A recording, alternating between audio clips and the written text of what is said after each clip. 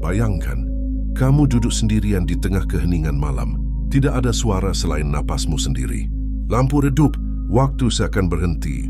Dunia di luar tidak menuntut apapun darimu. Di saat seperti ini, pikiran tidak lagi bersembunyi. Semua yang kau pendam muncul tanpa izin. Kegelisahan yang selama ini kau abaikan mulai berbicara pelan, bukan untuk menakutimu, tetapi untuk meminta dipahami. Di tengah sunyi itu, kamu menyadari satu hal, kamu telah terlalu lama berperang dengan hidup, mencoba mengendalikan yang tak bisa dikendalikan. Menuntut kepastian dari sesuatu yang tidak pernah berjanji. Malam tidak menghakimi, ia hanya memantulkan dirimu apa adanya, tanpa topeng, tanpa peran, tanpa pelarian. Di titik ini, stoikisme tidak datang sebagai suara keras. Ia hadir sebagai bisikan yang tenang, mengajakmu duduk lebih dalam ke dalam dirimu sendiri, menghadapi kenyataan tanpa melarikan diri, menerima hidup tanpa menyerah pada keputusasaan. Narasi ini bukan untuk membuatmu merasa baik. Ia untuk membuatmu sadar bahwa ketenangan bukan ditemukan di luar sana. Ia dibangun perlahan dari dalam batin yang berani jujur. Jika kamu masih duduk di sini, jika kamu masih mendengarkan, maka kamu siap berjalan lebih jauh. Bukan untuk mengubah dunia, tetapi untuk menguatkan jiwamu di dalamnya. Pertama, kendalikan yang bisa dikendalikan. Kegelisahan tidak muncul karena hidup kejam.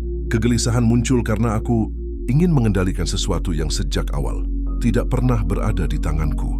Aku ingin masa depan menuruti rencanaku. Aku ingin orang lain memahami isi kepalaku. Aku ingin keadaan berubah sesuai doaku. Dan ketika semua itu tidak terjadi, jiwaku memberontak. Stoikisme datang bukan untuk menghibur, tetapi untuk membongkar kesalahan berpikirku. Ia berkata dengan tenang bahwa dunia tidak berutang apapun kepadaku, bahwa satu-satunya wilayah yang benar-benar bisa kuatur hanyalah pikiranku sendiri. Segala sesuatu di luar itu hanyalah peristiwa, bukan hukuman, bukan keadilan, bukan kejahatan, hanya kejadian yang netral sampai aku menilainya. Disinilah aku mulai memahami bahwa penderitaanku tidak berasal dari apa yang terjadi, tetapi dari cerita yang kubangun tentang apa yang terjadi. Aku menyebutnya kegagalan, aku menyebutnya kehilangan, aku menyebutnya ketidakadilan. Padahal semua itu hanyalah label yang kuberikan. Ketika aku berhenti memberi label, rasa sakit tidak langsung hilang, tetapi ia berhenti berkembang. Aku belajar memisahkan antara kejadian dan penilaian. Aku kehilangan sesuatu, titik. Aku ditolak seseorang, titik. Aku gagal mencapai harapan, titik. Tanpa tambahan makna bahwa aku tidak berharga, tanpa kesimpulan bahwa hidup sedang memusuhiku. Di titik ini aku sadar bahwa kendali bukan tentang memaksa dunia tunduk, tetapi tentang menjaga batin agar tidak runtuh setiap kali dunia bergerak. Tidak sesuai rencana, aku mulai melatih pikiranku seperti seorang penjaga gerbang. Setiap pikiran yang datang kutanya, apakah ini berada dalam kendaliku? Jika tidak, aku lepaskan. Jika iya, aku rawat dengan tanggung jawab. Perlahan kegelisahan kehilangan bahan bakarnya, karena ia hidup dari ilusi kendali. Dan ketika ilusi itu runtuh, kegelisahan tidak lagi punya tempat untuk bertahan.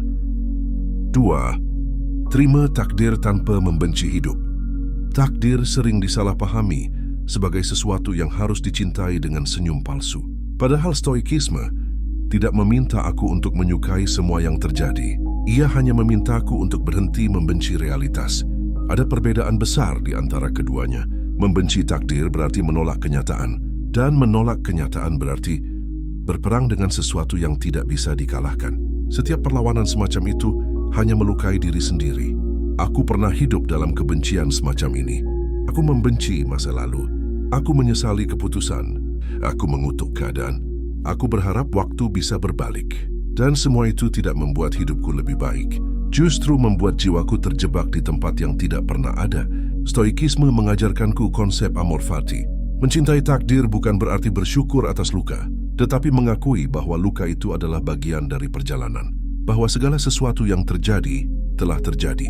Dan tidak ada kekuatan batin yang lahir dari penyesalan, hanya kelelahan. Aku belajar berkata pada diriku sendiri, ini sudah terjadi, titik. Apa yang bisa kulakukan sekarang? Pertanyaan itu sederhana namun menyelamatkan, karena ia memindahkan fokus dari masa lalu yang mati ke saat ini yang masih hidup. Ketika aku berhenti bertanya mengapa dan mulai bertanya bagaimana, jiwaku berhenti tenggelam. Takdir tidak perlu disukai, Ia hanya perlu diterima, seperti cuaca, seperti malam, seperti usia yang bertambah. Ketika hujan turun, aku bisa mengutuk langit atau mencari tempat berteduh. Stoikisme memilih tindakan yang tenang daripada keluhan yang sia-sia. Dalam penerimaan itu, ada kebebasan. Kebebasan dari dendam terhadap hidup. Kebebasan dari perasaan menjadi korban. Aku tidak memilih semua yang terjadi padaku, tetapi aku selalu memilih bagaimana aku berdiri setelahnya. Dan pilihan itu cukup untuk membuat hidup tetap bermakna meski tidak selalu adil. 3. Emosi adalah tamu bukan tuan rumah. Aku dulu mengira emosi adalah diriku. Ketika sedih, aku adalah kesedihan. Ketika marah, aku adalah kemarahan. Ketika takut, aku adalah ketakutan itu sendiri. Stoikisme mematahkan ilusi ini dengan lembut, namun tegas. Ia mengajarkanku bahwa emosi hanyalah reaksi, bukan identitas.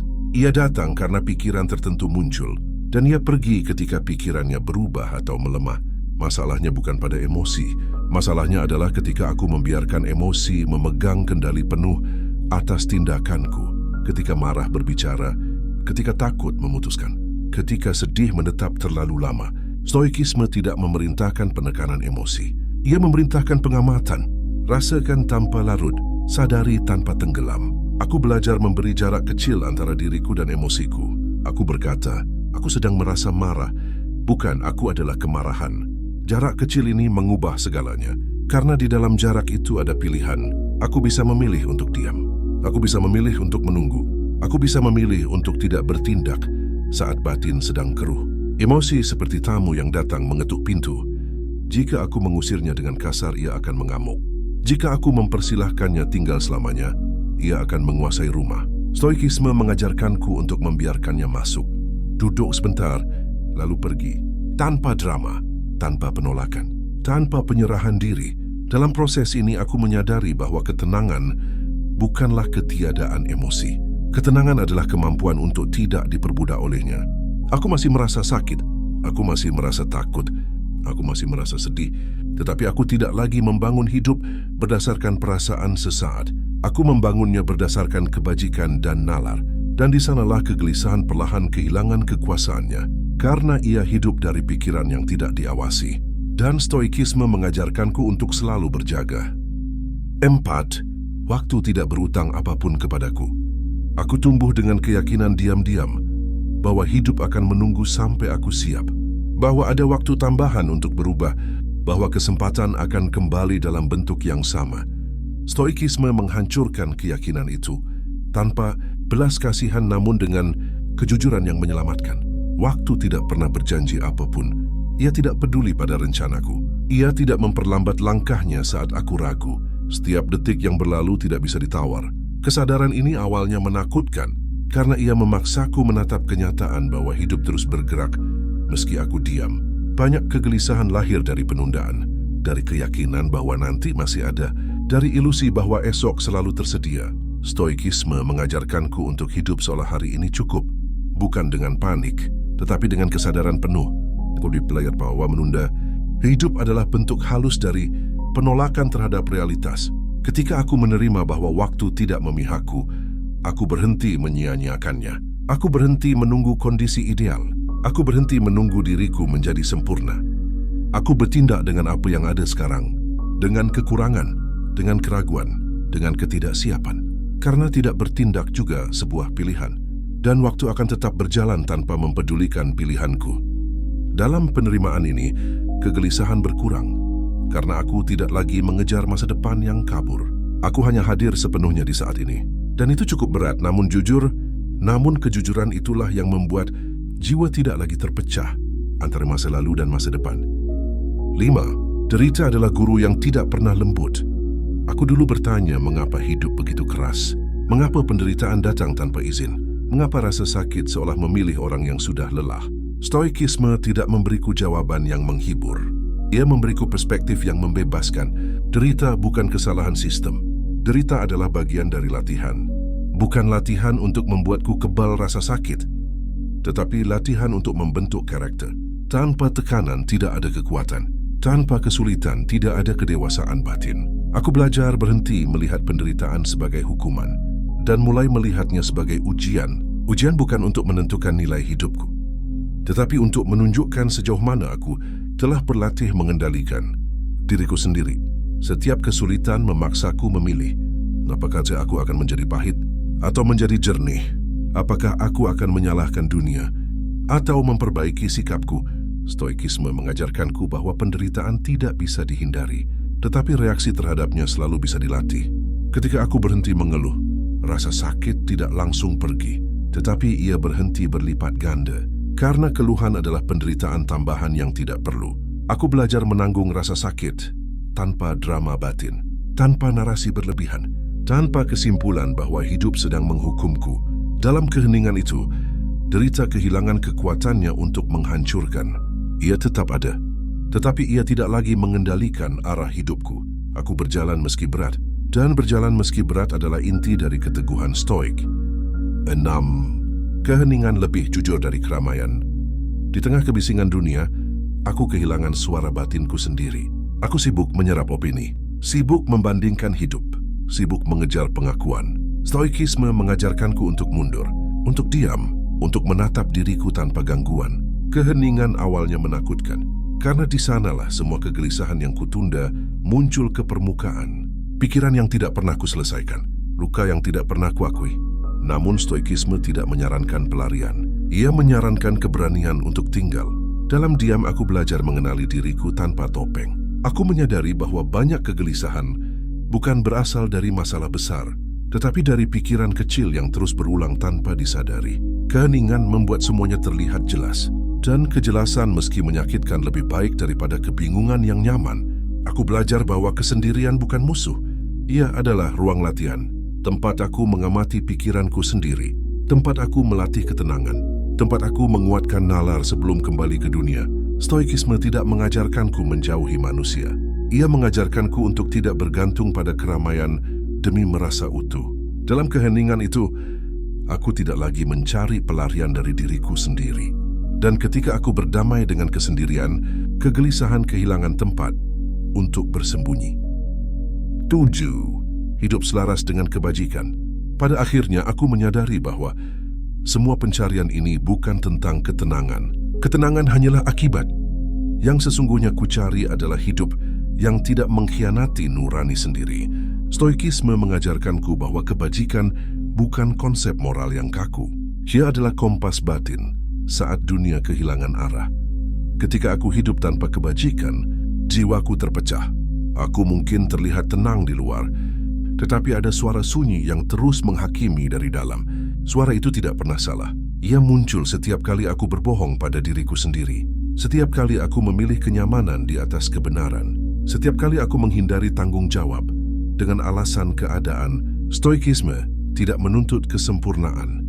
Ia menuntut kejujuran, keberanian untuk bertindak benar meski tidak ada yang melihat, kebijaksanaan untuk tahu kapan harus berbicara dan kapan harus diam, keadilan untuk memperlakukan orang lain tanpa membiarkan ego memimpin pengendalian, diri untuk tidak diperbudak oleh dorongan sesaat.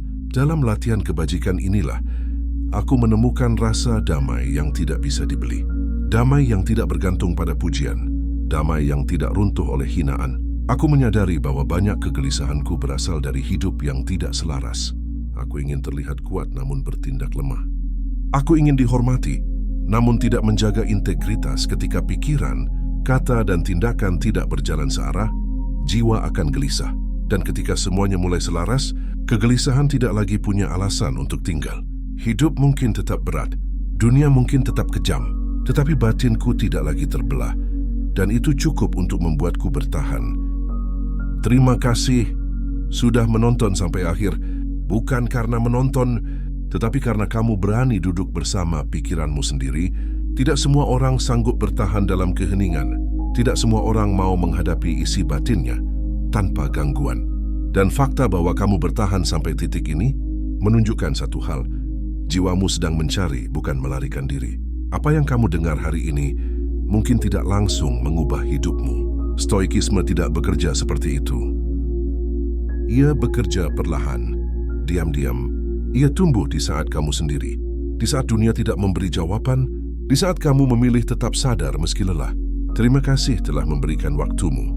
Karena waktu adalah satu-satunya hal yang tidak pernah bisa dikembalikan dan kamu memilih menggunakannya untuk menguatkan batinmu. Jika kamu merasa tenang atau justru merasa terguncang, ketahuilah itu bagian dari proses. Kesadaran selalu datang sebelum ketenangan. Jika kamu siap melangkah lebih dalam, video berikutnya menunggumu.